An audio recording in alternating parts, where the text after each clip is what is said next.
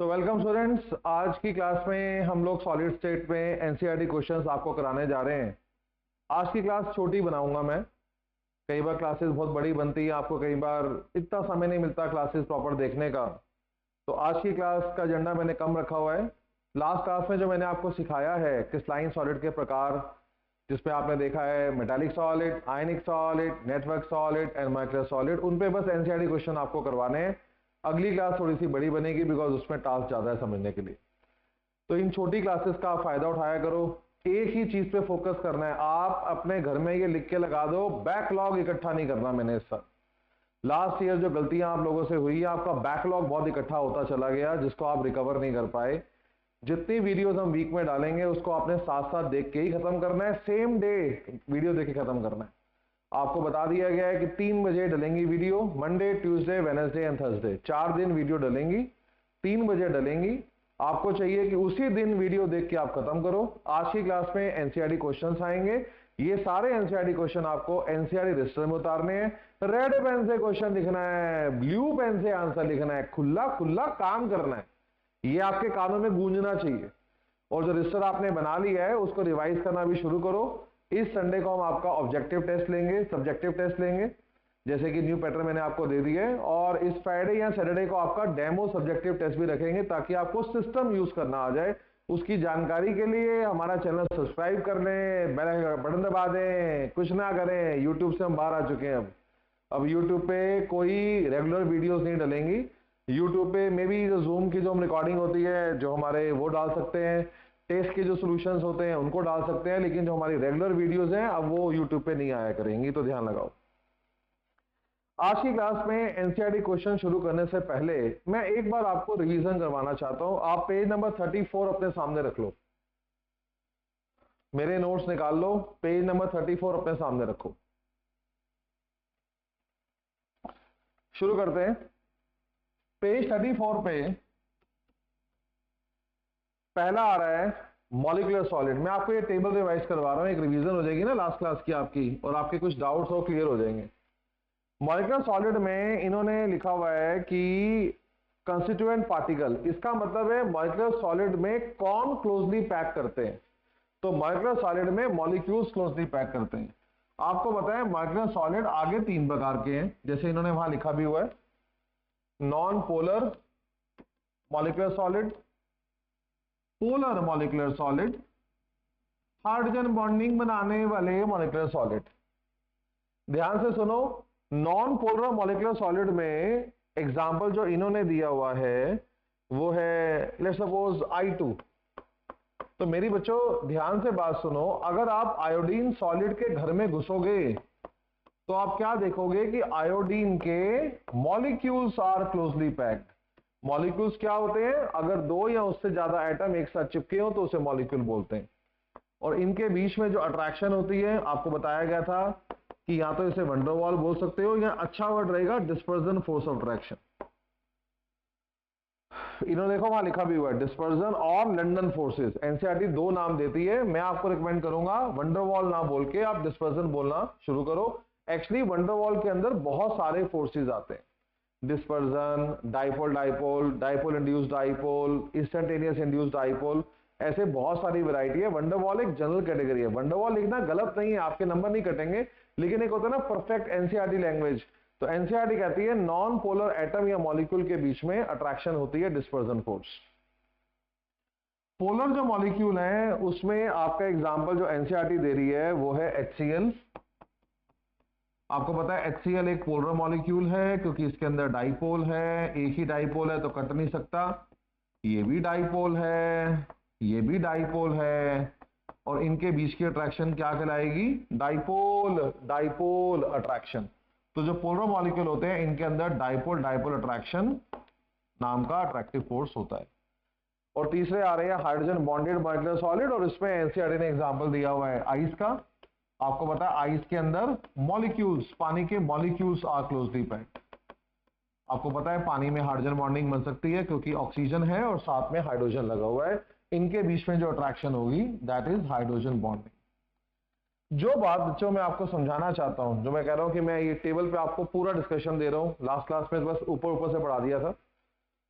देखो इसके अंदर आयोडीन के मॉलिक्यूल्स आर क्लोजली पैक्ड, इस पे आप फोकस करो। HCl के मॉलिक्यूल्स आर क्लोजली पैक्ड, ये मॉलिक्यूल्स हैं, देखो पानी के मॉलिक्यूल्स आर क्लोजली पैक्ड।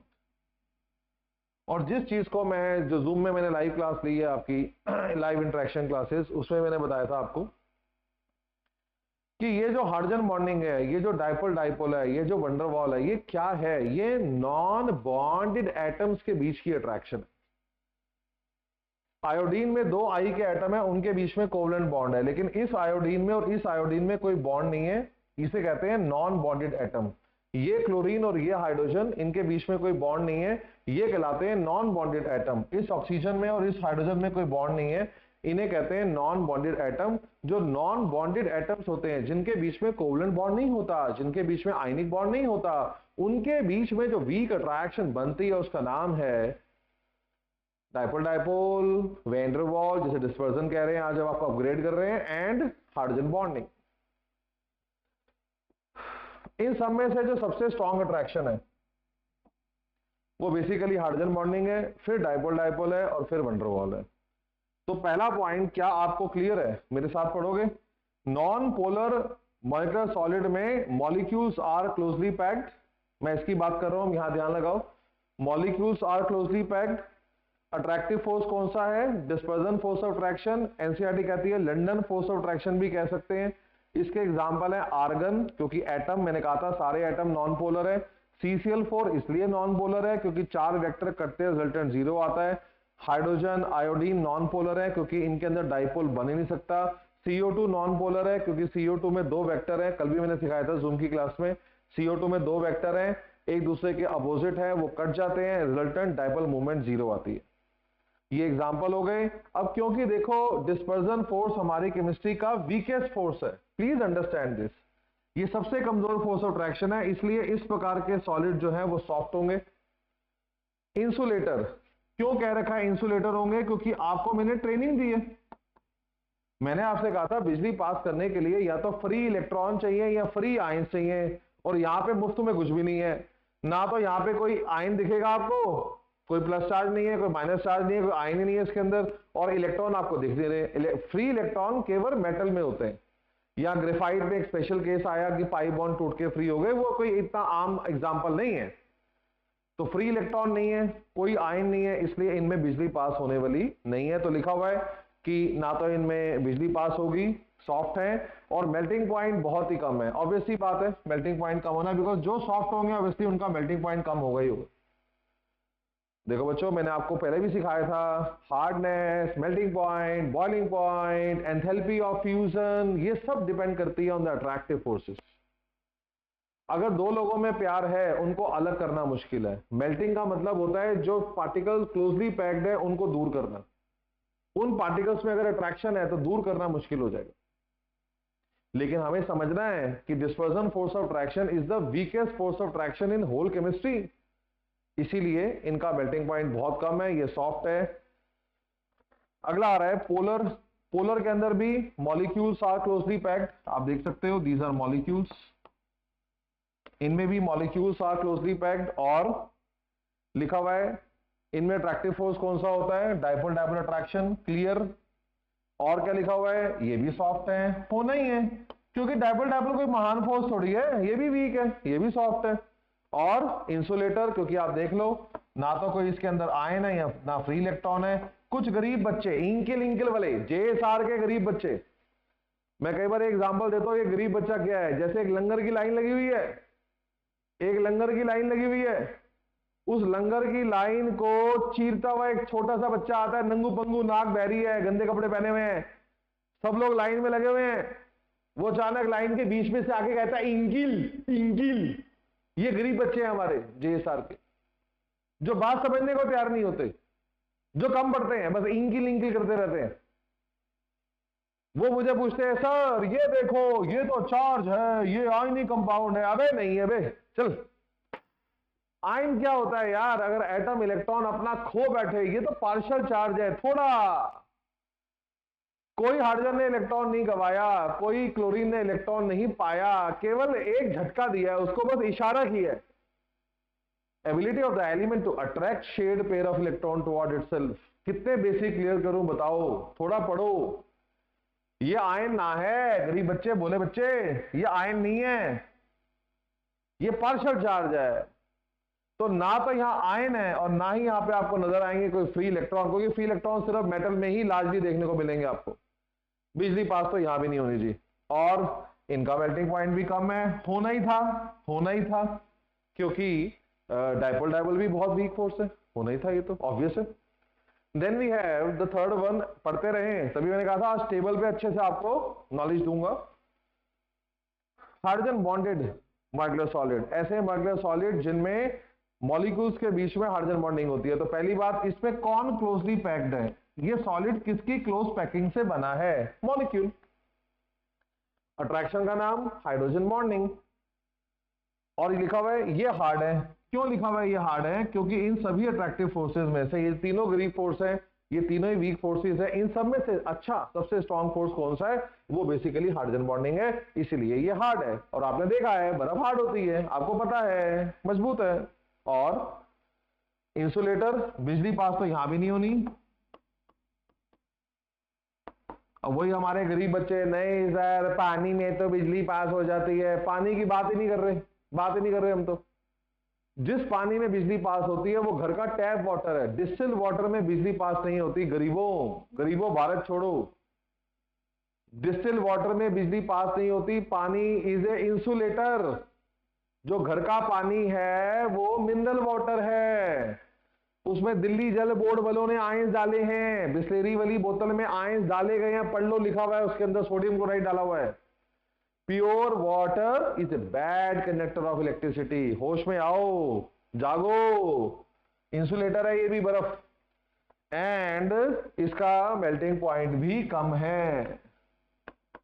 हालांकि इनका इसका मेल्टिंग पॉइंट इन तीनों से ज्यादा, इन दोनों से ज्यादा हो सकता है, बट अभी भी ओवरऑल देखा जाए तो मेल्टिंग पॉइंट कम है। आप खुद सोचो ना, बर्फ का क्या मेल्टिंग पॉइंट है, अंडा 0 डिग्री सेल्सियस, ये कोई मेल्टिंग पॉइंट होता है, भाग यहां से, स्टिल वेरी लो। क्योंकि बात समझो बच्चों, ये तीनों ही वीक फोर्सेस है, मैंने कहा था ना ये दोस्ती हैं, ये दोस्ती यारियां हैं। दोस्ती यारी कभी भी उस लेवल की नहीं हो सकती जो मां बाप के साथ रिश्ते हैं, you have to understand that. तो ये मैंने आपको मॉलिक्यूलर पे एक फिर से लेक्चर दिया। हमारी टेबल हम लोग पढ़ रहे हैं, उसके बाद हम एनसीईआरटी क्वेश्चन शुरू करेंगे। टेबल में अगला आ रहा है आयनिक सॉलिड। देखो वहां पे क्या लिखा हुआ है, आयनिक सॉलिड में, आयनिक सॉलिड में आयंस आर द पार्टिकल्स। तो ions Na plus Cl minus, Na plus Cl minus, ions are closely packed. Na solid में आयंस आर क्लोजली पैक्ड। तो कौन क्लोज पैकिंग करते हैं, आयंस। और क्या लिखा है बच्चों, इनके बीच की अट्रैक्शन कहलाती है कूलम्बिक फोर्स ऑफ अट्रैक्शन या इलेक्ट्रोस्टैटिक फोर्स ऑफ अट्रैक्शन। क्यों कहते हैं इलेक्ट्रोस्टैटिक, क्योंकि चार्ज के कारण है। कूलम्बिक क्योंकि कूलम वाले अंकल ने इसके बारे में बताया था, जो आप फिजिक्स में पढ़ रहे हो। इसके एग्जाम्पल हैं NaCl, MgO, zinc sulphide, calcium fluoride. तो मुझे कल जूम की क्लास में एक बच्चे ने पूछा भी था कि सर कैसे पता लगाते हैं कौन आयनिक सॉलिड है। तो आप देखो मेटल बैठा होगा, मेटल, सोडियम मेटल है, मैग्नीशियम मेटल है, जिंक मेटल है, कैल्शियम मेटल है। Generally metal form ionic compound, specially S block के मेटल। लिखा हुआ है जी हार्ड एंड ब्रिटल। देखो हार्ड तो होना ही था, क्योंकि ionic bond is a very strong bond. Electrostatic charges के बीच की अट्रैक्शन हमारी केमिस्ट्री की स्ट्रॉन्गेस्ट अट्रैक्शन मानी जाती है, तो फिर हार्डनेस तो होनी थी। हार्ड है लेकिन ब्रिटल है। ब्रिटल का मतलब है प्रेशर अप्लाई करने पे क्रिस्टल पतला नहीं होता बल्कि ब्रेक कर जाता है। नेक्स्ट है जी कि ये इंसुलेटर है, इसका मतलब इसमें बिजली पास नहीं होती। आपको याद है, सॉरी इसमें लिखा हुआ है इंसुलेटर है इन द सॉलिड स्टेट। मैंने आपको बताया था जितने भी आयनिक सॉलिड हैं उनमें सॉलिड स्टेट में बिजली पास नहीं होती। क्यों नहीं होती, आयंस तो हैं लेकिन वो फ्री नहीं है। लेकिन जब इसे हम हीट करेंगे ये पिघल जाएगा, इसको पानी में डालेंगे तो भी ये टूट जाएगा। अब इसके अंदर बिजली पास होगी। तो इसमें बिजली पास होती है या तो पिघलाने पे, इसमें बिजली पास होती है या तो पिघलाने पे या पानी में डालने पे। लिखा हुआ है insulator in the solid state but conductor in the molten state. And in aqueous solution. Melting point में लिखा हुआ है वेरी हाई, होना ही था क्योंकि ionic bond is a very strong bond, इसलिए हार्डनेस भी ज्यादा होगी और मेल्टिंग पॉइंट भी ज्यादा होगा।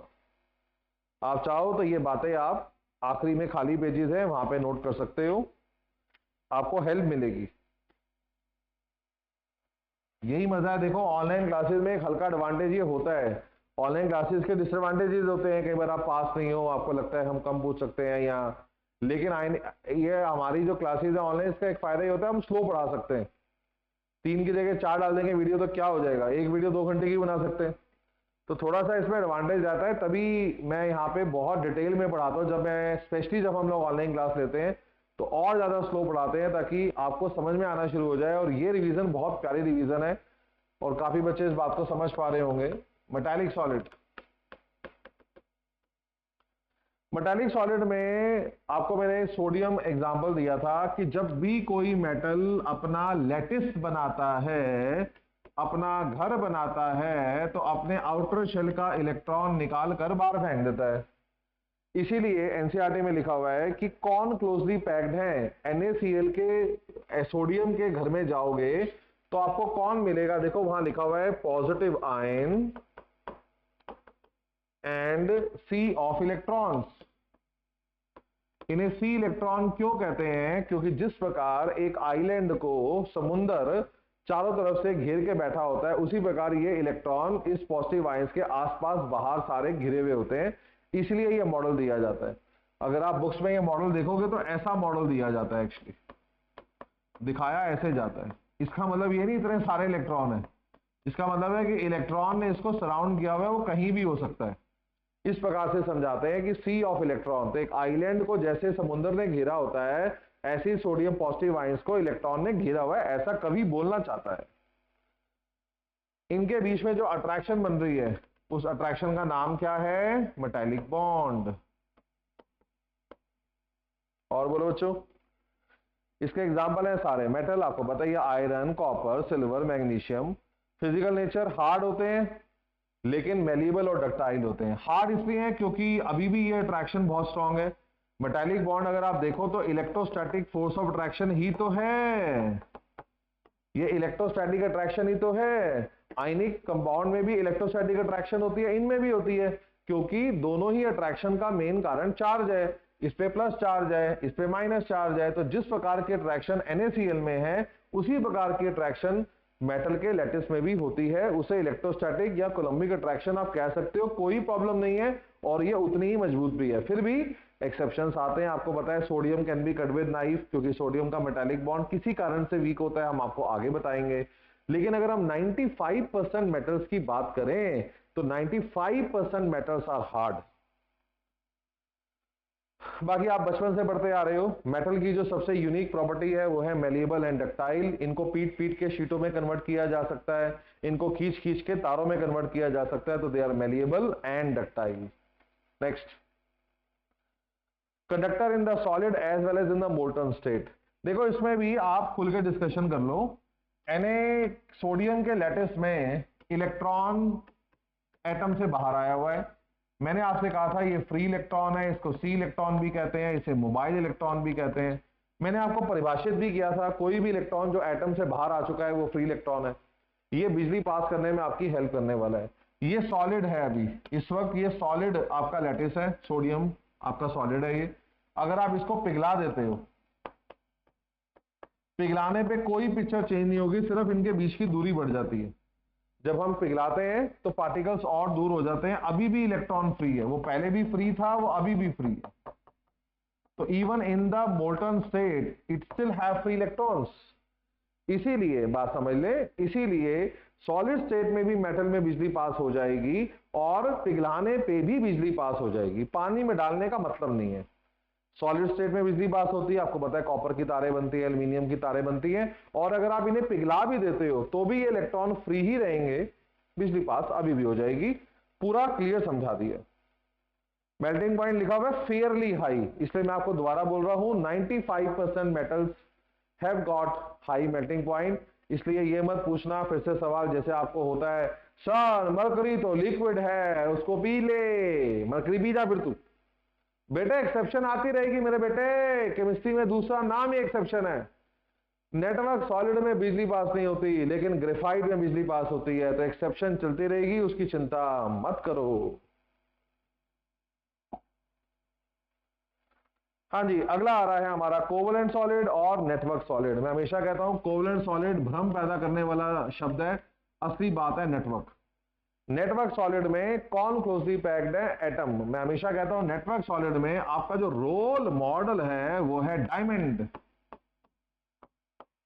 और डायमंड के अंदर कौन क्लोजली पैक्ड है? डायमंड के अंदर कौन क्लोजली पैक्ड है? ये कौन है? ये कौन क्लोजली पैक्ड है? एटम्स। तो एटम्स आर क्लोजली पैक्ड। इनके बीच का बॉन्ड कौन सा है? Covalent bond, which is form by sharing of electron. Atom के बीच में कौन सा बॉन्ड है? कोवलेंट।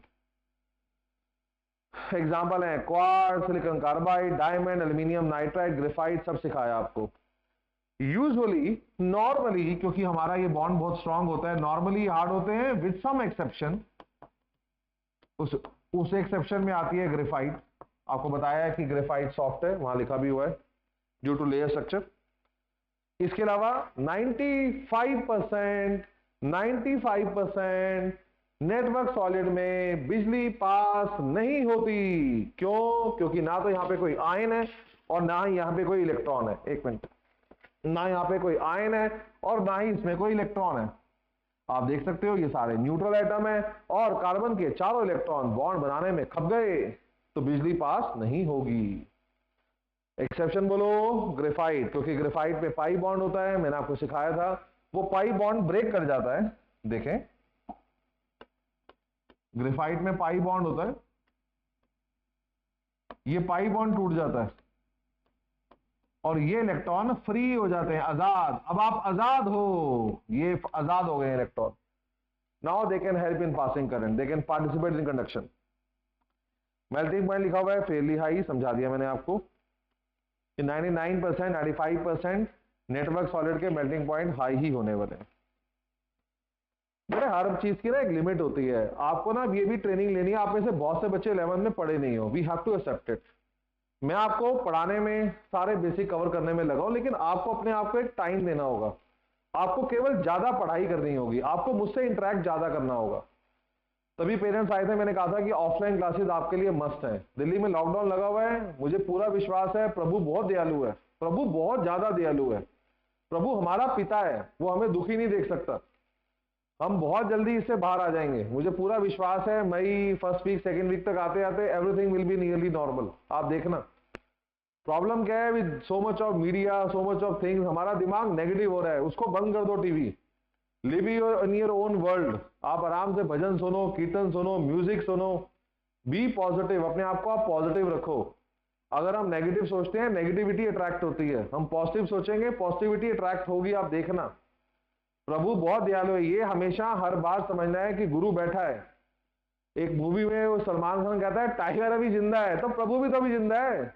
प्रभु है और वो हमारा पिता है और वो हमें कभी भी दुखी नहीं देख पाएगा। टफ समय है, सबका लर्निंग कर्व है, प्यूरिफिकेशन प्रोसेस है।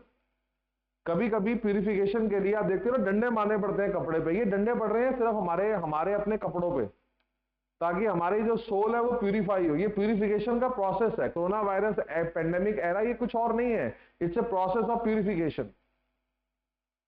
सो हमें इसमें पॉजिटिविटी बना के रखनी है। आप मुझसे जूम के थ्रू जुड़ो, आप मुझसे कॉल करो, आप मुझे वॉइस नोट भेजो, और जैसे ही एक बार लॉकडाउन खुल जाएगा पर्सनली मिलने भी आ सकते हो। कल भी कुछ बच्चे आ गए थे, हालांकि लॉकडाउन अवेलेबिलिटी था, लेकिन कल भी 5-10 बच्चे आए हैं, बैठ के प्रॉब्लम पूछ के गए हैं। आपका इनर्शिया आपको रोक रहा है, यहाँ ठीक है, अभी आप वेट एंड वॉच में हो, मुझे उसमें कोई दिक्कत नहीं है। मैं कह रहा हूं कि और भी मीडियम है, आपको बात करने की जरूरत है। और एक आप बहुत कॉम्प्लिकेटेडली सोचते हो, थोड़ा सिंपल सोचने की जरूरत है, एक्सेप्टेंस की जरूरत है, मेहनत की जरूरत है। लिख लिख के चीजों को देखो और डिबेट करते रहो। समझ में एक दिन में आ जाएगा, ऐसा नहीं हो पाएगा बेटे। पुराने पाप हटने में टाइम लगेगा। शुरू करेंगे आज के एजेंडे पे, starting with NCERT question. NCERT Intex question 1.6, page number 36। Classify the following on the basis of intermolecular force of attraction. आपको बताना है इनमें से कौन आयनिक सॉलिड है, कौन नेटवर्क है, कौन मेटालिक है, कौन मॉलिक्यूलर है। तो शुरू करते हैं। पहला आ रहा है, मैं एक काम करता हूं, एक एक करके शुरू करता हूं। सबसे पहले इस लिस्ट में आयनिक सॉलिड कौन कौन है उनको देख लेते हैं और मैं आपको जस्टिफाई भी कर देता हूं। तो पहला एग्जांपल जो उसमें आ रहा है वो है पोटेशियम सल्फेट। मैंने आपको बच्चे ट्रेनिंग दी है कि सबसे ज्यादा आयनिक कंपाउंड एस ब्लॉक के मेटल बनाते हैं। तो क्या आपको एस ब्लॉक के मेटल याद हैं? एस ब्लॉक में दो ग्रुप थे, और रिवाइज करो। बोलो, lithium, sodium, potassium, rubidium, caesium, yum yum family, beryllium, magnesium, calcium, strontium, barium, is called yum yum family. इनमें अगेन पेशेंस रखना, कुछ कंपाउंड बेरिलियम के कोवलेंट हैं। Please understand, beryllium perfect metal नहीं है, लेकिन एक दिन में अगेन इतना नहीं सिखाना, आपके लिए ये भी समझ में आ जाए ग्रुप 1 और 2 में कौन से एलिमेंट है और ये आयनिक कंपाउंड बनाते हैं, ये समझो। तो potassium sulphate, potassium ion, sulphate ion, इसके अंदर आयंस हैं जो क्लोजली पैक होते हैं। सेकेंड आ रहा है इसके अंदर जिंक सल्फाइड। जिंक सल्फाइड में जिंक आयन होते हैं और सल्फाइड आयन होते हैं। आपको पता है जिंक डी ब्लॉक का मेटल है, जिंक डी ब्लॉक का मेटल है। मेटल पहचानो बच्चे। और एग्जाम्पल मुझे कोई नजर नहीं आता। तो ये दो ही यहां पे आयनिक सॉलिड हैं, पोटेशियम सल्फेट, और मैं उसमें बता रहा हूं आयंस कौन से हैं, ताकि आपका ज्ञान और आगे बढ़े और आपको याद करने में आसानी हो सके। नेक्स्ट आ रहा है, इस लिस्ट में नेटवर्क सॉलिड कौन है? नेटवर्क सॉलिड में हमारे पास एग्जाम्पल आएगा ग्रेफाइट। लिस्ट आपको याद करवा दी गई है। ग्रेफाइट नेटवर्क सॉलिड है। जस्टिफाई करना चाहते हो, एक कार्बन 3 कार्बन से अटैच है, कोवलेंट बॉन्डिंग है, इस प्रकार की पिक्चर होती है इसकी।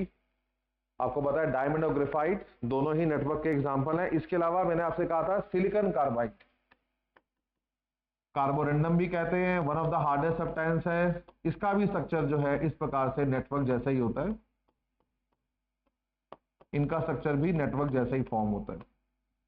अगर मैं आपको टिप दूं तो मैंने कहा था कार्बन, जिसमें डायमंड भी आ गया, ग्रेफाइट भी आ गया, सिलिकॉन, सिलिकॉन कार्बाइड, ये तीन एग्जांपल बिल्कुल एक जैसे लगते हैं। इसके अलावा सिलिकॉन ऑक्साइड जो आपका क्वार्ट्ज था, आप याद करो, ये भी आपका नेटवर्क सॉलिड है। इसके अलावा दो एग्जांपल थे, बोरोन नाइट्राइड और एल्यूमिनियम नाइट्राइड। बार बार जब आप एग्जांपल याद करोगे, अपने घर में आप एक नोटिस बोर्ड बनाओ, एग्जाम्पल याद करने की कोशिश करो, नोटिस बोर्ड पे एग्जाम्पल लिखो, और रोज सुबह खाने के बाद, ब्रेकफास्ट के बाद, लंच के बाद और डिनर के बाद एग्जाम्पल रिवाइज करो। धीरे धीरे ये दिमाग में सेटल कर जाएंगे। बोर्ड में कोई डायग्राम देके आने की जरूरत नहीं है, ये सिर्फ जेएसआर में मेरी चुल है, क्योंकि मैं बार बार बेसिक को मजबूत करता हूं, जगह जगह एग्जाम्पल देता हूं, जगह जगह डायग्राम बनाता हूं। आपको बोर्ड में देने की जरूरत नहीं है, अभी आप बना सकते हो। अगला आ रहा है मेटालिक सॉलिड। तो आपको याद है मेटालिक सॉलिड के एग्जांपल कौन है? सारे मेटल्स। तो पहला आ गया आपका टिन, एसएन सिंबल होता है टिन का, टिन आपका मेटल है। और कौन है इस लिस्ट में? और रुबिडियम, याद है, lithium, sodium, potassium, rubidium, rubidium, ये आपका एल्कली मेटल है, याद करो, एस ब्लॉक ग्रुप 1। तो टिन आपका मेटल है, रुबिडियम आपका मेटल है। बस ये दो एग्जांपल ही हैं जो यहां मुझे नजर आ रहे हैं मेटल के। इसके बाद आते हैं हमारे मॉलिक्यूलर सॉलिड, जो ज्यादा दुखी करते हैं, इनके एग्जांपल भी ज्यादा है। मॉलिक्यूलर सॉलिड में भी मैं क्लासिफिकेशन देने की कोशिश करता हूं, उसने मांगा नहीं है आपसे, प्लीज अंडरस्टैंड, लेकिन वही हमने कहा है ना कि थोड़ा आपको अपग्रेड करते जाते हैं। आपको पता है मॉलिक्यूलर सॉलिड होते हैं non polar molecular solid, polar molecular solid and hydrogen bonding बनाने वाले मॉलिक्यूलर सॉलिड। तो मॉलिक्यूलर सॉलिड के एग्जांपल जो आ रहे हैं, पहला एग्जांपल आ रहा है बेंजीन, नॉन पोलर है जी बेंजीन। बेंजीन का फॉर्मूला होता है C6H6। प्लीज अंडरस्टैंड बच्चों, जो बेंजीन है स्ट्रक्चर तो आपको उसका याद ही है। बेंजीन में ना कार्बन और हाइड्रोजन आपस में बॉन्ड बना के बैठे होते हैं।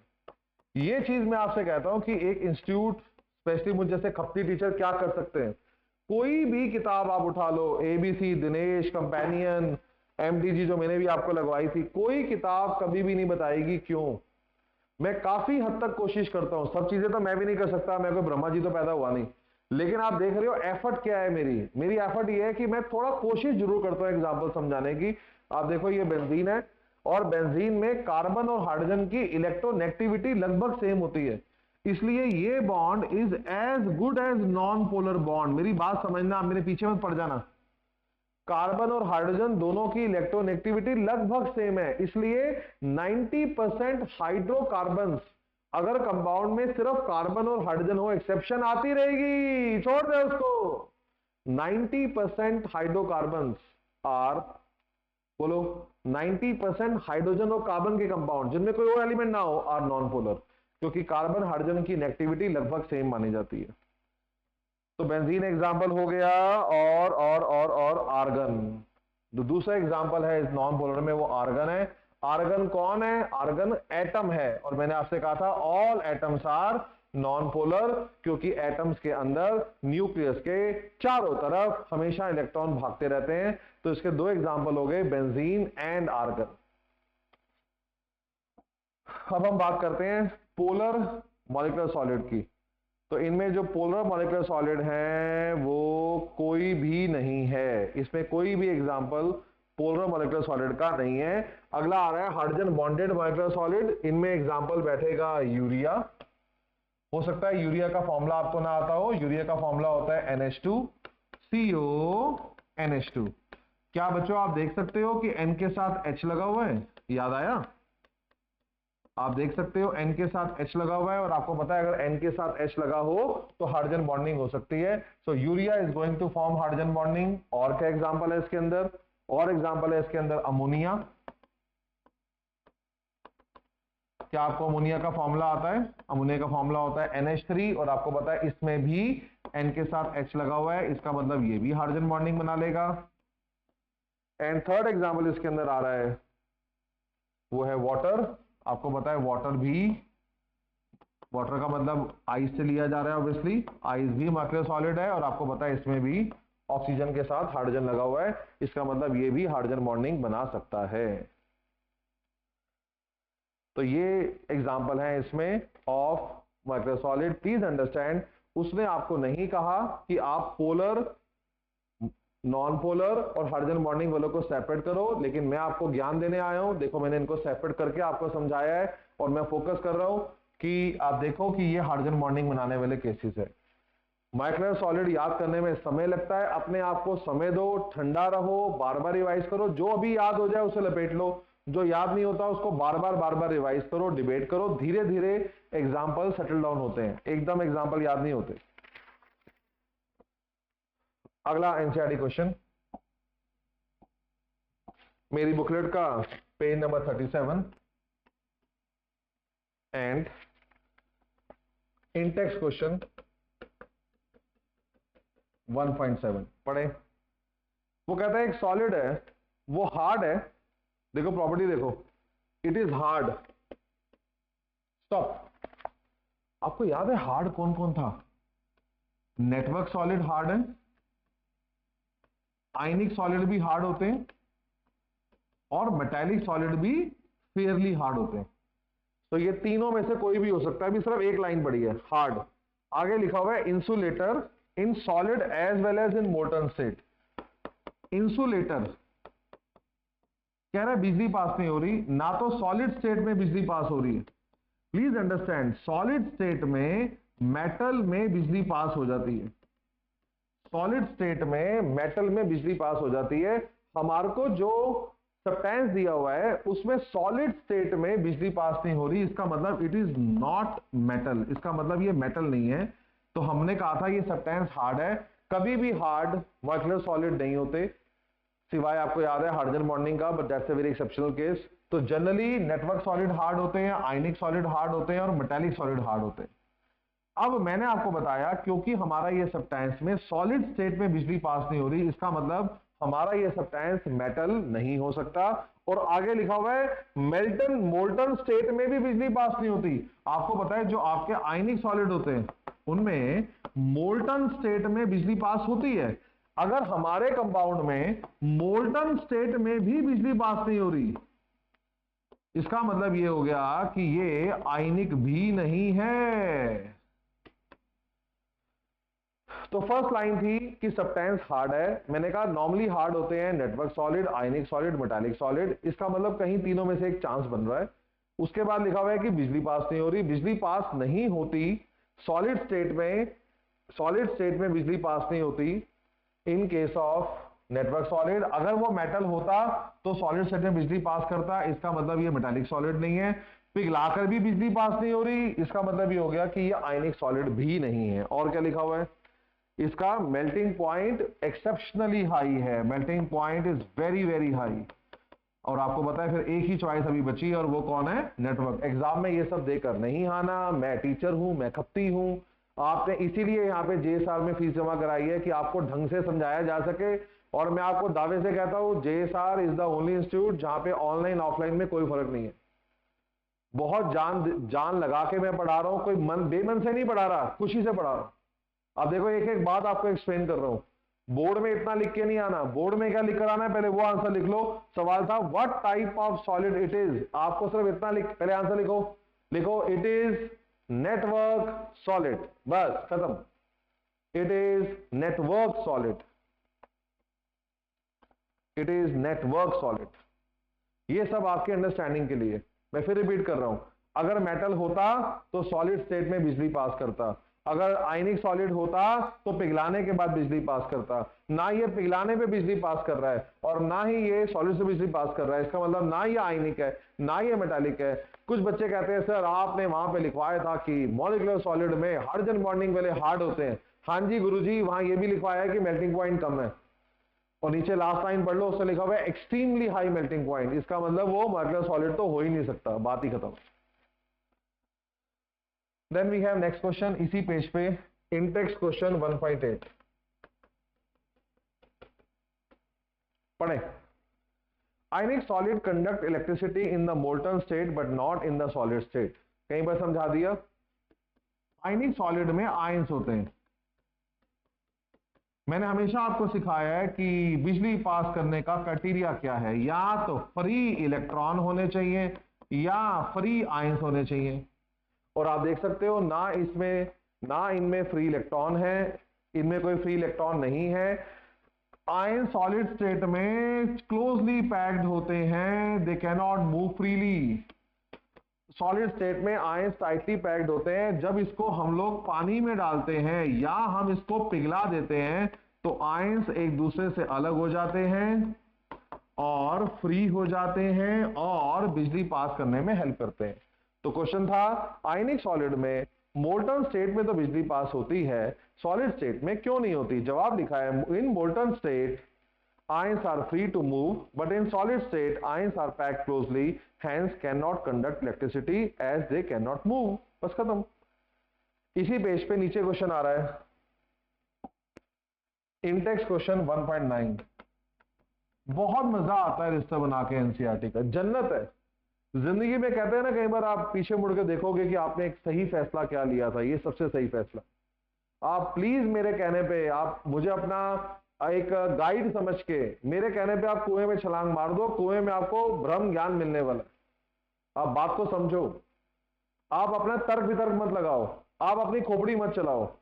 जो बच्चे डेडिकेशन दिखाते हैं वो हमेशा कामयाब होते हैं। मैं आपको बता रहा हूं, आप रजिस्टर बनाओ एनसीईआरटी का, सारे एनसीईआरटी क्वेश्चन उसमें लिखो बस, और वो रजिस्टर बार बार रिवाइज करो, उसके बाद अपने साथ मैजिक होते हुए देखो। What type of solids are conductor, malleable and ductile।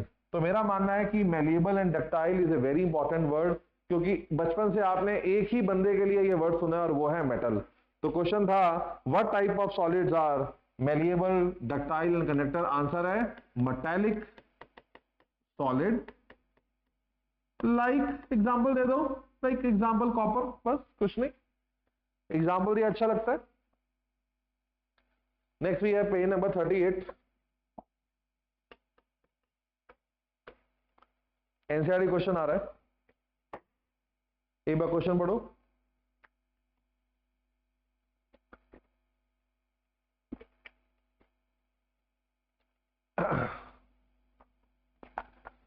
Question कह रहा है आपसे classify the following solid as ionic, metallic, molecular, network और अमॉर्फस। ठीक है जी, शुरू करते हैं विद आयनिक सॉलिड। सब कुछ वैसे वहां समझाया हुआ है। इस लिस्ट में मेरे हिसाब से 2 आयनिक सॉलिड हैं, और देखो मैंने वहां समझाया हुआ है अमोनियम फॉस्फेट, क्योंकि अमोनियम एक कैटायन है, आप छोटी क्लास से पढ़ते आ रहे हो। फॉस्फेट एक एनायन है, देखो मैंने उसका फॉर्मूला भी वहां लिखा हुआ है, तो मैं यहाँ कुछ नहीं लिख रहा बोर्ड पे, प्लीज वहीं देखें। तो अमोनियम फॉस्फेट आयनिक कंपाउंड है। लिथियम ब्रोमाइड आयनिक कंपाउंड है, मैंने आपको आज आती ट्रेनिंग दी है। एस ब्लॉक के मेटल जब कंपाउंड बनाते हैं तो मोस्टली आयनिक होते हैं, क्योंकि लिथियम ग्रुप 1 का मेटल है, एस ब्लॉक का मेटल है, आयनिक कंपाउंड फॉर्म करेगा, और वो आयंस होंगे लिथियम आयन, ब्रोमाइड आयन। ये बोर्ड में लिखकर नहीं आते, ये आपको समझाने के लिए। इस लिस्ट में जो कोवलेंट सॉलिड है, पहली बात तो कोवलेंट बॉक्स में लेके लिखो नेटवर्क। मैं बार बार आपको सिखाता हूं, नेटवर्क वर्ड ज्यादा अच्छा है, कोवलेंट वर्ड से भ्रम पैदा हो सकता है। तो इस लिस्ट में नेटवर्क सॉलिड कौन है, घिस पिट के वही आने वाले हैं जी। एक तो आ गया सिलिकॉन, डायग्राम आपके सामने है, सिलिकॉन कार्बाइड डायग्राम आपके सामने है, एंड ग्रेफाइट डायग्राम आपके सामने है। ट्रेनिंग बार बार यही दी जा रही है, मैं फिर लिख रहा हूं, silicon, carbon, silicon carbide, silicon oxide, carbon में डायमंड और ग्रेफाइट। इसके अलावा बोरोन नाइट्राइड, एल्यूमिनियम नाइट्राइड। कभी तो नजर मिलाओ, कभी तो आंसर याद कराओ। अरे पढ़ ले, याद कर ले। नेक्स्ट आ रहा है मॉलिक्यूलर सॉलिड। मॉलिक्यूलर सॉलिड में एग्जांपल है आयोडीन, डायग्राम आप देख सकते हो, बना के दिखाया हुआ है। Iodine is a molecular solid क्योंकि I2 के molecules are closely packed. Phosphorus is a molecular solid, आप देखो डायग्राम बना हुआ है। P4 में कोवलेंट बॉन्ड है, लेकिन 2 P4 के बीच में कोई बॉन्ड नहीं है। इसके अलावा P4O10 का स्ट्रक्चर मैंने पहले भी दिखाया था, इसको बनाने की वैसे जरूरत नहीं है, ये रावण है। दशहरे के आसपास आप इसको यूज कर सकते हो, घबराना नहीं है, घबराना नहीं है। देखें, ये है P4O10, घबराओ नहीं। ये नेटवर्क सॉलिड नहीं है, बोलो क्यों? क्योंकि P4O10 में कुल मिला के 14 एटम हैं। हाँ, इनमें तो कोवलेंट बॉन्ड है, लेकिन जब दूसरा P4O10 आएगा, ये देखो ये दूसरा P4O10 है, तभी कह रहा हूं आप खुद देखो मैं कितना समझाऊं आपको। आपको अपने आप को समझाना पड़ेगा कि थोड़ा हिम्मत रखो। ये देखो प्रॉब्लम क्या है, इस P4O10 में और इस P4O10 में कोई अट्रैक्शन नहीं है। इसके अलावा P4O10 एक पोलर कंपाउंड है। पोलर इसलिए क्योंकि इसके अंदर ऑक्सीजन बैठी हुई है, आप देख सकते हो, फास्फोरस और ऑक्सीजन है। और आप देखो ये सारे पार्शियल चार्ज होंगे, मैं दिखाना नहीं चाहता, इतना कॉम्प्लिकेट नहीं करना मुझे। It is a polar compound. अगर इसी क्वेश्चन में मैं आपको क्लासिफिकेशन देना चाहूं तो 3 एग्जांपल आ रहे हैं। एक आपको याद होगा कि मॉलिक्यूलर सॉलिड, इसी क्वेश्चन में मॉलिक्यूलर सॉलिड 3 प्रकार के होते हैं। तो आपको जो चॉइस आ रही है, एक तो आ रही है आयोडीन एंड P4। ये दोनों ही नॉन पोलर हैं। क्यों? क्योंकि सेम एटम के बने, होमोएटॉमिक। तो ये है non polar molecular solid. And इसके अलावा जो एग्जांपल इसमें आ रहा है वो है P4O10, ये काउंट होगा इन पोलर मॉलिक्यूलर सॉलिड, ये काउंट होगा इन पोलर मॉलिक्यूलर सॉलिड, क्योंकि आप देख सकते हो इसके अंदर पोलैरिटी आ रही है, चार्जेस पैदा हो रहे हैं। नेक्स्ट क्वेश्चन में ये भी कहा गया था अमॉर्फस ढूंढो। तो आपको याद है मैंने हमेशा आपको ट्रेनिंग दी है, मैं आज भी इसी स्टैंड पे खड़ा हुआ हूं। अमॉर्फस जब भी आया, इनफैक्ट आपको याद होगा मैंने आपसे कहा था कि पहले अमॉर्फस याद करो। अमॉर्फस के 3 एग्जांपल हैं, ग्लास, रबर, पॉलीमर या प्लास्टिक, जो भी आप बोलना चाहो। और देखो चॉइस में आपको प्लास्टिक दिया हुआ है, तो plastic is a amorphous solid. और लास्ट आ रहा है मेटालिक सॉलिड। मेटालिक सॉलिड का एग्जांपल है ब्रास, क्योंकि ब्रास होता है एलॉय। लिखो, brass is a alloy of copper and zinc. Brass copper और जिंक का एलॉय है, तो बेसिकली मेटल का बना हुआ है, आपको पता है। इसके अलावा रुबिडियम है, जो कि आपका ग्रुप 1 का मेटल है। एक एक एग्जांपल फुल डिटेल के साथ समझा दिया। नेक्स्ट ही है मेरी बुकलेट का पेज नंबर 39।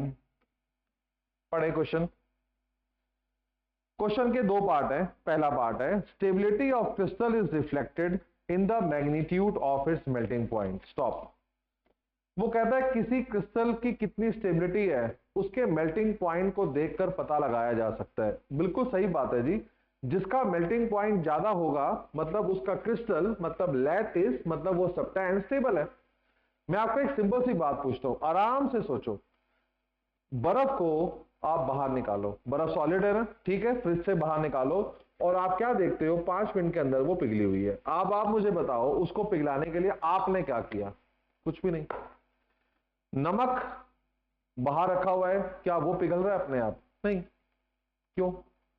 क्योंकि नमक आयंस का बना है, अट्रैक्शन ज्यादा है। मैं लगातार बार बार आपको यह बात बोलता हूं, पार्टिकल्स के बीच की अट्रैक्शन अगर ज्यादा होगी, मेल्टिंग पॉइंट ज्यादा होगा, बॉइलिंग पॉइंट ज्यादा होगा, हार्डनेस ज्यादा होगा। क्वेश्चन कहता है अगर आप किसी क्रिस्टल की मजबूती चेक करना चाहते हो, उसकी स्टेबिलिटी चेक करना चाहते हो, कहता है कुछ मत करो, उसके मेल्टिंग पॉइंट को देख लो। आइस का मेल्टिंग पॉइंट 0 डिग्री सेल्सियस है, NaCl का मेल्टिंग पॉइंट लगभग 900 डिग्री सेल्सियस है, डायमंड का मेल्टिंग पॉइंट 1500 डिग्री सेल्सियस है। इससे क्या शिक्षा मिली कि डायमंड का क्रिस्टल इज वेरी स्टेबल, बहुत मजबूत है। और बर्फ के कितने बुरे हालात हैं कि बाहर निकलते ही पिघल जाएगा। आगे बढ़े, आंसर पढ़ लो, नीचे लिखा हुआ है higher the melting point of solid higher is the inter particle force of attraction higher is the stability. Example दे दिया, NaCl का मेल्टिंग पॉइंट पानी से आइस से ज्यादा होता है, इसका मतलब NaCl is more stable at room temperature, ice will melt eight room temperature. जो समझाया वही लिखा हुआ है। सेकंड पार्ट क्वेश्चन का नॉर्मली बोर्ड में आता नहीं है क्योंकि वो एक एक्टिविटी जैसा है, लेकिन आप सुन लो, कोई बात नहीं। एनसीईआरटी कह रही है बच्चों एक काम करो, आप solid water, solid alcohol, solid ether और सॉलिड मीथेन का डाटा बुक से मेल्टिंग पॉइंट चेक करो। ये सॉलिड वर्ड क्यों लिखवाया हुआ है? क्योंकि आपको पता है पानी रूम टेम्परेचर पे लिक्विड होता है, एल्कोहल शराब रूम टेम्परेचर पे लिक्विड होती है, ईथर रूम टेम्परेचर पे लिक्विड होता है, मीथेन रूम टेम्परेचर पे गैस होती है। इनको पहले फ्रीज करना पड़ेगा, लो टेम्परेचर पे जमा लो, फिर इनका मेल्टिंग पॉइंट मेजर करो। तो एनसीईआरटी कहती है जाओ इन चारों कंपाउंड का मेल्टिंग पॉइंट मेजर करो। तो मैं आपको बता रहा हूं पानी का मेल्टिंग पॉइंट है 273 केल्विन। ठीक कर ले, वहां पे गलती से 373 लिखा है, मैंने गलती करी है। एल्कोहल का मेल्टिंग पॉइंट है 155 केल्विन, ईथर का मेल्टिंग पॉइंट है लगभग 156 केल्विन और मीथेन का मेल्टिंग पॉइंट है लगभग 90 केल्विन। तो एनसीईआरटी कहती है, क्योंकि ये क्वेश्चन बोर्ड में नहीं आता, मैं फिर रिपीट कर रहा हूं, नॉर्मली वो कहते हैं कि आप एक्टिविटी जैसा है ये कि आप इन कंपाउंड के मेल्टिंग पॉइंट किसी टेबल से देखो, what you can say about the intermolecular forces between them. तो आपको मेल्टिंग पॉइंट देखकर ये बताना है इनके पार्टिकल्स के बीच में अट्रैक्शन कैसे होगी। तो आप विचार करो इनमें से सबसे ज्यादा मेल्टिंग पॉइंट किसका है? Without any doubt is water. You can know why, because पानी के मॉलिक्यूल में क्या होती है? Hydrogen bonding. बच्चों मेरी बात समझना, ये सारे मॉलिक्यूलर सॉलिड है। मैं आपको एक और बड़ी अच्छी टिप देता हूं, अगर आपको बड़े काम आ सकती है। Molecular solids 95% molecular solids are not solid at room temperature. आंखें बंद करो। 95% मॉलिक्यूलर सॉलिड सॉलिड ही नहीं होते eight room temperature. CO2 gas है, जमा दो, मॉलिक्यूलर सॉलिड। पानी लिक्विड है, जमा दो, मॉलिक्यूलर सॉलिड। बेंजीन लिक्विड है, जमा दो, मॉलिक्यूलर सॉलिड। ईथर लिक्विड है, जमा दो, मॉलिक्यूलर सॉलिड। मीथेन गैस है, जमा दो, मॉलिक्यूलर सॉलिड। ऑक्सीजन गैस है, आयोडीन गैस है, जमा दो, मॉलिक्यूलर सॉलिड। रूम टेम्परेचर पे 95% molecular solid are not solid at room temperature. यहां तो वो लिक्विड होते हैं, यहां वो गैसेज होते हैं। ये चारों कंपाउंड जो एनसीईआरटी ने आपको दिए ये सारे मॉलिक्यूलर सॉलिड हैं। और आपको याद है मॉलिक्यूलर सॉलिड में लार्जली सबसे ज्यादा मेल्टिंग पॉइंट किनका होता है? जिनके मॉलिक्यूल आपस में हाइड्रोजन बॉन्डिंग बना के बैठे होते हैं। और सबसे कम मेल्टिंग पॉइंट किसका होता है? जिसमें नॉन पोलर, जिनमें डिस्पर्जन फोर्स ऑफ अट्रैक्शन होती है। तो आप देख सकते हो, आपको सिर्फ सबसे ज्यादा और सबसे कम ही एक्सप्लेन करना है इसमें बस। तो सबसे ज्यादा मेल्टिंग पॉइंट आइस का है, you can say hydrogen bonding. सबसे कम मेल्टिंग पॉइंट 90, देखो इन चारों में सबसे कम है वो मीथेन का है, क्योंकि ये नॉन पोलर मॉलिक्यूलर सॉलिड है जिसमें हमारी केमिस्ट्री का सबसे वीकेस्ट फोर्स काम कर रहा है, विच इज डिस्पर्जन। आंसर पढ़ें। लिखा हुआ है कि पानी का मेल्टिंग पॉइंट 273 है बिकॉज ऑफ हाइड्रोजन बॉन्डिंग। लिखा हुआ है ऑल आर माइक्रो सॉलिड, नीचे देखें वाटर या आइस का मेल्टिंग पॉइंट सबसे ज्यादा है because of hydrogen bonding. Methane का मेल्टिंग पॉइंट सबसे कम है क्योंकि वो नॉन पोलर है और उसके अंदर डिस्पर्जन फोर्स ऑफ अट्रैक्शन है, उसके अंदर डिस्पर्जन फोर्स ऑफ अट्रैक्शन है। ये भी आपको ऐड करना पड़ेगा। सबसे नीचे जहां मीथेन लिखा हुआ है ना, मेरे आंसर में देखो, सबसे नीचे जहां मीथेन लिखा हुआ है वहां पे लिखा हुआ है नॉन पोलर, वहीं ब्रैकेट में लिखो dispersion force of attraction.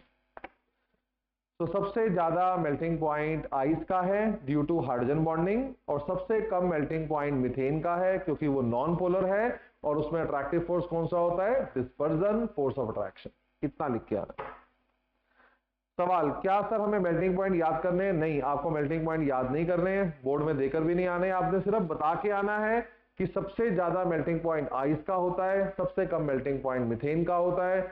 Ice में हाइड्रोजन बॉन्डिंग है, मीथेन में डिस्पर्जन है, बस इतना लिख के आना है। लास्ट क्वेश्चन है आज के लिए, पेज नंबर 40 मेरी बुकलेट का एनसीईआरटी क्वेश्चन 1.9। क्वेश्चन के दो पार्ट हैं। पहला, basis of similarities and differences between metallic and ionic solid. ध्यान से सुने, कई बच्चों को क्वेश्चन ये समझ में नहीं आता है। मेटालिक सॉलिड और आयनिक सॉलिड में कुछ समानताएं हैं, उन समानताओं का कारण क्या है ये पूछा है। समानताएं क्या है ये नहीं पूछा वैसे। They are similar in some property why and they have some dissimilarity as well why. तो हम आपको सिमिलैरिटी भी लिखवाएंगे, फिर रीजन देंगे, डिसिमिलैरिटी बताएंगे, लेकिन क्वेश्चन क्या पूछा हुआ है, बेसिस। बेसिस क्यों मेटालिक और आयनिक सॉलिड कुछ प्रॉपर्टी में सेम नजर आते हैं और क्यों अलग भी नजर आते हैं। पढ़े आंसर। तो लिखा हुआ है बोथ मेटालिक और आयनिक सॉलिड्स हार्ड होते हैं, दोनों का हाई बॉइलिंग पॉइंट है। बॉइलिंग पॉइंट काट के एमपी कर लो, लिखा हुआ है हाई बॉइलिंग पॉइंट, उसे काट के हाई मेल्टिंग पॉइंट कर लो, और दोनों नॉन डायरेक्शनल है। ना मेटालिक बॉन्ड में कोई बॉन्ड एंगल होते हैं, ना ही आयनिक सॉलिड में कोई बॉन्ड एंगल होते हैं। ये तीन सिमिलैरिटी मैंने आपको दी है। उसने ये नहीं पूछी, उसने आपसे ये नहीं पूछा कि क्या सिमिलैरिटी है दोनों में। मैं आपको बता रहा हूं दोनों का मेल्टिंग पॉइंट ज्यादा है, दोनों ही हार्ड हैं, और दोनों में कोई बॉन्ड एंगल नहीं होता। क्वेश्चन कहता है ऐसा क्यों है। सिमिलैरिटी नहीं पूछी है, मैंने दी है, समझाना है ना मुझे। उसने बोला है क्यों मेटालिक और आयनिक सॉलिड हमें कुछ प्रॉपर्टी में सेम नजर आते हैं। रीजन लिखा हुआ है, reason behind this similarity is the same force of attraction which is present in its particle, that is electrostatic force of attraction which is the strongest force of attraction। जो मैंने आपको आज बताया भी। अगर आप सोडियम के लैटिस में जाओगे तो वहां पे एक पॉजिटिव आयन होगा और एक इलेक्ट्रॉन होगा। ध्यान लगाओ बच्चों, इस पे प्लस चार्ज है, इस पे माइनस चार्ज है, इनकी बीच की अट्रैक्शन क्या कहलाएगी, इलेक्ट्रोस्टैटिक फोर्स ऑफ अट्रैक्शन। ऐसी आपके पास NaCl है, NaCl में भी प्लस और माइनस चार्ज है, इनके बीच की अट्रैक्शन भी क्या कहलाएगी, इलेक्ट्रोस्टैटिक फोर्स ऑफ अट्रैक्शन। तो मैं आपको ये बताना चाहता हूं बच्चों कि अगर आपको कभी भी मेटालिक और आयनिक सॉलिड में कुछ समानता दिखे, जैसे दोनों हार्ड हैं, दोनों में ही कोई बॉन्ड एंगल नहीं होता, दोनों का मेल्टिंग पॉइंट ज्यादा है, उसका जो कोर कारण है, मेन वजह है कि दोनों में अट्रैक्टिव फोर्स सेम है, दोनों में ही इलेक्ट्रोस्टैटिक अट्रैक्शन है। क्योंकि इलेक्ट्रोस्टैटिक अट्रैक्शन बहुत ही स्ट्रांग होती है इसलिए दोनों हार्ड हैं, और क्योंकि इलेक्ट्रोस्टैटिक अट्रैक्शन बहुत स्ट्रांग होती है दोनों का मेल्टिंग पॉइंट ज्यादा है, और क्योंकि दोनों में चार्जेस इन्वॉल्व हैं तो चार्जेस में कभी कोवलेंट बॉन्ड नहीं बनेगा, केवल कोवलेंट बॉन्ड में ही बॉन्ड एंगल होते हैं। आयंस में, इलेक्ट्रॉन्स में कभी इस प्रकार के चार्जेस के अंदर कहीं बॉन्ड एंगल देखने को नहीं मिलते। नेक्स्ट पेज पे आओ। पहले मैं आपको बता रहा हूं डिसिमिलैरिटी क्या है। क्वेश्चन था अगर आपको मेटालिक और आयनिक सॉलिड में कुछ सिमिलैरिटी दिखती है तो उसका कारण क्या है, और कुछ डिसिमिलैरिटी दिखती है तो उसका कारण क्या है। तो अब मैं आपको देता हूं कि क्या डिसिमिलैरिटीज हैं। पहले ये देख लें, आयनिक सॉलिड्स ब्रिटल होते हैं, आप याद करो प्रेशर अप्लाई करने पे टूट जाते हैं, लेकिन मेटालिक सॉलिड मेलेबल होते हैं, प्रेशर अप्लाई करने पे पतले हो जाते हैं। तो ये डिफरेंस हो गया दोनों में। आयनिक सॉलिड्स बैड कंडक्टर होते हैं इलेक्ट्रिसिटी के इन द सॉलिड स्टेट, लेकिन मेटालिक सॉलिड में सॉलिड स्टेट में भी बिजली पास होती है। तो ये दो डिफरेंसेस हैं, ये नहीं पूछे, ये नहीं पूछा आपसे, आपसे पूछा है ये डिफरेंस है तो क्यों, हम आपके हैं कौन, ये डिफरेंस क्यों है डिफरेंस, ये पढ़ो। तो लिखा हुआ है reason for the dissimilarity is the rigidity in the structure of ionic solid and flexibility in the metallic solid. वो कह रहा है ये जो दो डिफरेंस आ रहे हैं उसका कारण है मेटालिक सॉलिड में फ्लेक्सिबिलिटी है लेकिन आयनिक सॉलिड रिजिड है। कैसे, लिखा हुआ है आयनिक सॉलिड में ions are tightly packed and they can not move freely in solid state, इसीलिए आयनिक सॉलिड में बिजली पास नहीं होती सॉलिड स्टेट में, क्योंकि ये आयंस टाइटली पैक्ड होते हैं and they can not move. लेकिन आपको याद है मेटालिक सॉलिड में फ्री इलेक्ट्रॉन्स होने के कारण सॉलिड स्टेट में बिजली पास हो जाती है। लिखा हुआ है positive ions and electrons can change their position and move on applying pressure और इलेक्ट्रिक फील्ड। तो इसीलिए जब हम अगर हम ये कहते हैं कि मेटल मेलिएबल है, इसका मतलब जब आप उन्हें पिचकाते हो, जब आप प्रेशर अप्लाई करते हो तो वो पतले हो जाते हैं। इसका पतला होने का मतलब है सोडियम आयन और इलेक्ट्रॉन एक्चुअली कैन मूव। इसलिए मैंने आपसे कहा था आप नहीं समझ पाओगे 12th क्लास में, मेटालिक सॉलिड्स बहुत डिफरेंट प्रकार के सॉलिड्स हैं। प्रेशर अप्लाई करने पे इनके particles sodium ion electron can change their position, pressure apply करने पे, इसलिए तो पतले हुए हैं वो। लेकिन आयनिक सॉलिड में ये संभव नहीं है, यही कारण है कि वो ब्रिटल है।